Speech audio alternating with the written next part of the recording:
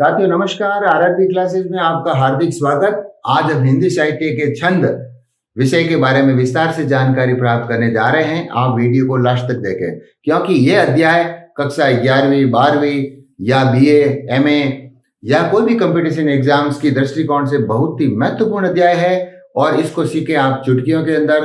तो वीडियो के लास्ट तक बने रहें। आज हमारा अध्याय है छंद। अब दोस्तों छंद कितने प्रकार के होते हैं, तो आपका उत्तर होना चाहिए कि छंद दो प्रकार के होते हैं। दो प्रकार के कौन से हैं? वो अग्रलिखित है। इसमें एक तो होता है वर्णिक छंद और दूसरा होता है मात्रिक छंद। अब वर्णिक छंद में क्या होता है दोस्तों, इस छंद के अंदर वर्णों की गिनती की जाती है। कोई भी आपको उदाहरण के तौर पर एक लाइन दे रखी होगी और उसमें आपको पहचानना होगा कि इसके अंदर कौन सा छंद है दोस्तों, तो आपको फिर उस तरीके से पहचानना होगा। दूसरा होता है मात्रिक छंद। मात्रिक छंद के अंदर क्या होता है कि वहां पर उदाहरण के तौर पर लाइनें दे रखी होती है, जैसे दोहा है, चौपाई है, इस प्रकार से अनेक हमारे मात्रिक छंद भी है। तो उसके अंदर मात्राओं की गिनती होती है और मात्राओं की गिनती जो साहित्य का छात्र है, लिटरेचर में रुचि रखता है, हिंदी लिटरेचर के अंदर, तो उसको इसकी जानकारी थोड़ी बहुत तो होती है। अगर नहीं है तो हम इस वीडियो के माध्यम से आपको करवा देंगे। तो सबसे पहले हमारा जो अध्याय है वो है वर्णिक छंद। अब दोस्तों वर्णिक छंद को पढ़ने से पूर्व हमें इस सूत्र का आपको ध्यान में होना बहुत जरूरी है, जो कि अग्रलिखित है। ये आप लोगों के लिए दोस्तों एक सूत्र है, य माता राज भान सलगा। तो यहाँ पर य से यगण, मा से मगण, ता से तगण, रा से रगण, ज से जगण, भा से भगण, न से नगण और स से सगण और ल और गा अंत में लिखा हुआ है। तो ल का मतलब लघु और गा का मतलब होता है गुरु। अब इन सूत्र के अंदर हम जो देख पा रहे हैं उसके अंदर हमें तीन अक्षरों को एक साथ लेना है, क्योंकि तीन अक्षरों का एक गण होता है।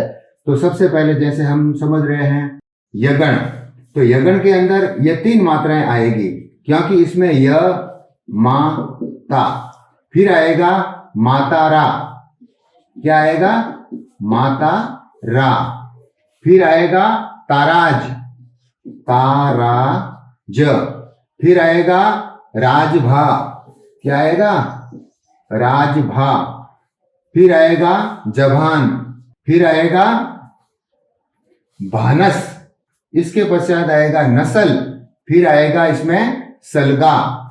ऐसे आपको ये गण बनाने हैं, क्योंकि इसके अंदर यही गण बनेंगे। अब आपके मन में आपके एक बात आ रही होगी कि भाई ये पीछे दो है तो इनका गण क्यों नहीं बनेगा, क्योंकि मैंने आपको एक बात पूर्व बता दी है कि भाई कोई भी गण बनाते तो उसके लिए तीन अक्षरों का होना जरूरी है। तो ये अंत में आने वाले हैं, इनको हम लघु और गुरु के नाम से जानते हैं। तो अब दोस्तों यह माता को हम इन तीन अक्षरों को लेकर के देखना है।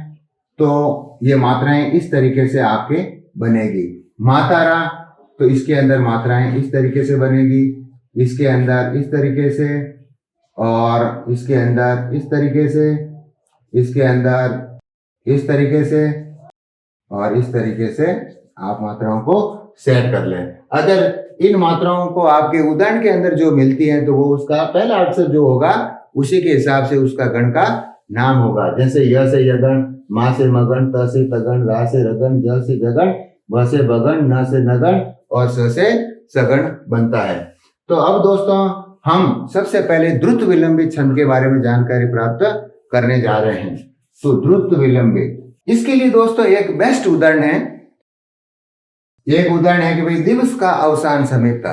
तो सबसे पहले आपको कुछ भी नहीं करना है, इसके अंदर तीन तीन अक्षरों का आपको गण बनाना है। तो मैं आपके लिए गण बनाता हूं, आप ध्यान से देखिए इसको। जैसे ये तीन अक्षरों का गण हो गया, यहाँ पर ये तीन अक्षरों का गण हो गया, और यहाँ पर ये तीन अक्षरों का गण हो गया, और यहाँ पर ये तीन अक्षरों का गण हो गया। अब दोस्तों आपको ये इतना करने के पश्चात आपको अब इसकी मात्राएं सेट करनी पड़ेगी। जैसे दिवस के अंदर ये मात्राएं बन रही है, काव के अंदर ये मात्राएं बन रही है, सानस के अंदर ये बन रही है, और मीरथा के अंदर ये मात्राएं बन रही है। अब दोस्तों ये जब बन गया है तो इसको भी फिर आपको तीन तीन के अक्षरों के हिसाब से गण सेट करने हैं। ये जब आप कर लेते हो तो फिर आपके सामने जो ये सूत्र जो मैंने लिख रखा है उसी के अकॉर्डिंग आप देखते रहो। तो यहाँ पर ये देखो मिल रहा है इसमें, तो इसका मतलब ये हो गया नगण। क्या हो गया? क्योंकि नस्ल से नगण हो गया। फिर SSI, फिर आप SSI को देखो तो यहाँ पर ये तगण हो गया, और यहाँ पर ये मात्राएं मिल रही है तो ये भगण बन गया SII। फिर यहाँ पर भी यही भगण है, ये भी भगण हो रहा है, और यहाँ पर SIS, तो इसके अंदर क्या बन जाएगा? रगण। इस तरीके से ये गण बन गया, ये इसके नाम आ गए। अब इनका हम पहला अक्षर ले लेते हैं, न, भ, र, और इसके अंदर हम वर्णों की गिनती कर लें तो गिनती कर लो साहब, तो यहाँ पर ये 12 वर्ण हो रहे हैं।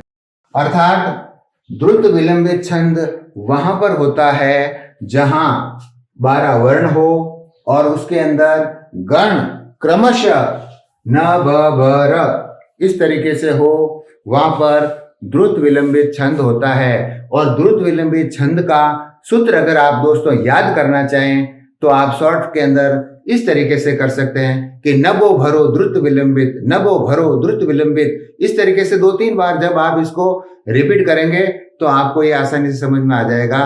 दोस्तों इस वीडियो के अंदर आज इतना ही। अगर हमारा वीडियो पसंद आया तो इसको लाइक करें, जरूरतमंद दोस्तों तक शेयर करें, और अगर आपको इस वीडियो के अंदर किसी प्रकार की कोई शंका है तो कमेंट अवश्य करें, और अगर आप हमारे वीडियो पर बिल्कुल ही नए हैं तो इसको सब्सक्राइब अवश्य करें। मिलते हैं एक नए वीडियो के साथ बहुत जल्दी, तब तक के लिए नमस्कार।